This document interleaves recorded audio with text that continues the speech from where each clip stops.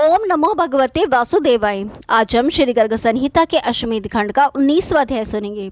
इसमें हम सुनेंगे यादवों और निशाचरों का घोर युद्ध, अनिरुद्ध और भीष्म की मूर्छा तथा चेतना एवं रणभूमि में बक का आगमन। तो ये शुरू करते हैं। श्री गर्ग जी कहते हैं, राजन तदंतर रुक्मवती कुमार अनिरुद्ध कुबेर के समान विमान द्वारा विशाल सेना के साथ उपलंका में गए। नरेश्वर वहां जाकर यादवों सहित अनिरुद्ध ने विषधर सर्प के समान विषाक्त बाणों द्वारा उस नगरी का और वहां के वन उपवनों का विध्वंस आरंभ कर दिया। वहां के क्रीड़ा स्थानों, द्वारों, भवनों, अट्टालिकाओं, छज्जों तथा गोपुरों पर उस विमान के अग्रभार से अस्त्र शस्त्रों की वर्षा होने लगी। मूसल, शक्ति, परिघ, बाण और शिलाएं भी निरंतर पड़ने लगी। राजन, वहाँ प्रचंड वायु चलने लगी और संपूर्ण दिशाएं धूल से आच्छादित हो गई। इस प्रकार यादवों द्वारा की गई अस्त्र वर्षा से अत्यंत पीड़ित हुई भीषण की वह नगरी कहीं भी कल्याण नहीं पा रही थी। उसकी वही दशा हो गई थी जैसे पूर्व काल में शाल्व देशीय योद्धाओं के आक्रमण से द्वारकापुरी की हुई थी। नरवशेष उस समय उस नगरी में हाहाकार मच गया। भीषण आदि असुर भय से विवल हो गए। सारी नगरी को पीड़ित देख राक्षस राज भीषण डरो मत इस प्रकार अभयदान दे राक्षसों के साथ बाहर निकला। फिर तो उसकी पुरी में निशाचरों के साथ यादवों का घोर युद्ध होने लगा, ठीक उसी तरह जैसे पहले लंका में वानरों और राक्षसों में युद्ध हुआ था। वृष्णिवंशी योद्धाओं के बाण समूहों से कंधे कट जाने के कारण राक्षस आंधी के उखाड़े हुए वृक्षों की भांति समुद्र में गिरने लगे। कुछ निशाचर पृथ्वी पर गिर गए, कुछ औंधे मुंह उस पुरी में ही धराशाही हो गए।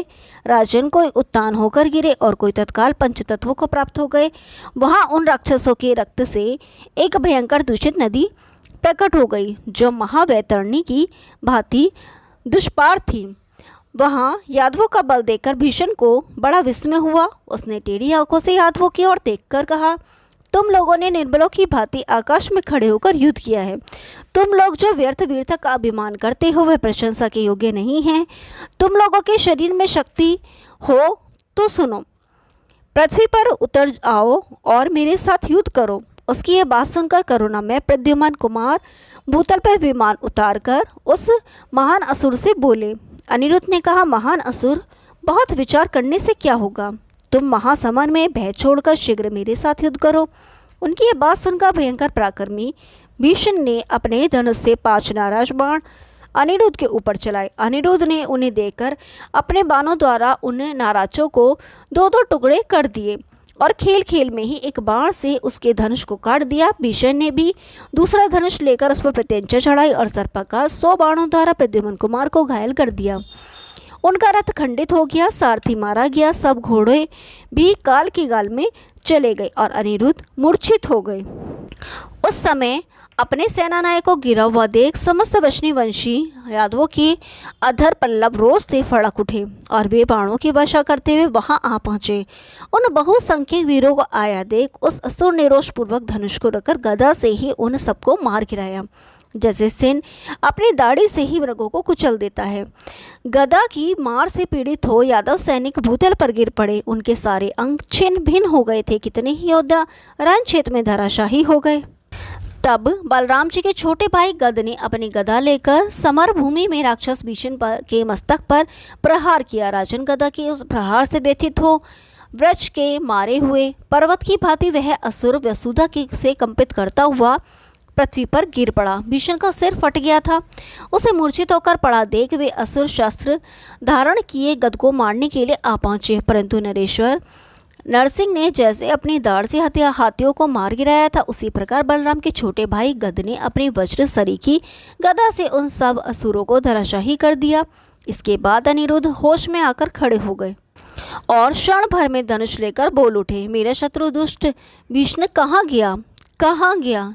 श्री हरि के पुत्र को खड़ा हुआ देख यादव पुंगव जय जयकार करने लगे और समस्त देवताओं को भी बड़ा हर्ष हुआ।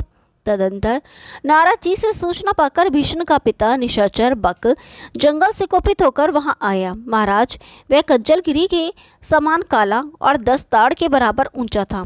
उसकी जीभ लपलपा रही थी, नेत्र भयंकर हो गए थे और वह त्रिशूल और गदा लिए हुए था। एक हाथी को बाएं हाथ से पकड़कर मुंह से चबाता हुआ वह राक्षस रक्त से नहा गया था और बड़े भारी पिशाच के समान दिखाई देता था। उसके दोनों पैर ताड़ के बराबर बड़े थे। वह उनकी धमक से भूतल को कंपित कर रहा था। देवताओं के हृदय में भय उत्पन्न करने वाला वह निशाचर जनता के लिए काल सा दिखाई देता था। उसको आते देख वहाँ सब यादव आतंकित हो गए और श्री कृष्णचंद्र के चरणारविंदों का स्मरण करते हुए वे सब आपस में इस प्रकार कहने लगे। यादव बोले, मुत्रो बताओ ये कौन हमारे निकट आ पहुँचा है? इसका रूप बड़ा ही विभत्स है और यह काल के समान निर्भय प्रतीत होता है।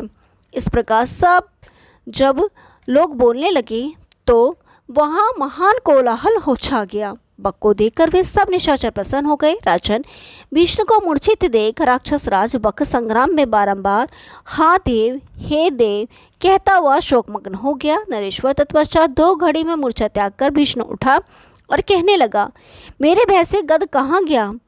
अपने पुत्र को उठा देख उस नरभक्षी राक्षस को बड़ा हर्ष हुआ। वह बोलने में बहुत कुशल था। उसने बेटे को हृदय से लगाकर उत्तम वचनों द्वारा उसे आश्वासन दिया। महाराज, पिता को सहायता के लिए आया देख भीष्म ने प्रसन्नचित होकर उन्हें प्रणाम किया। ओम नमो भगवते वासुदेवाय। कल 20वां अध्याय सुनेंगे, तब तक के लिए नमस्कार।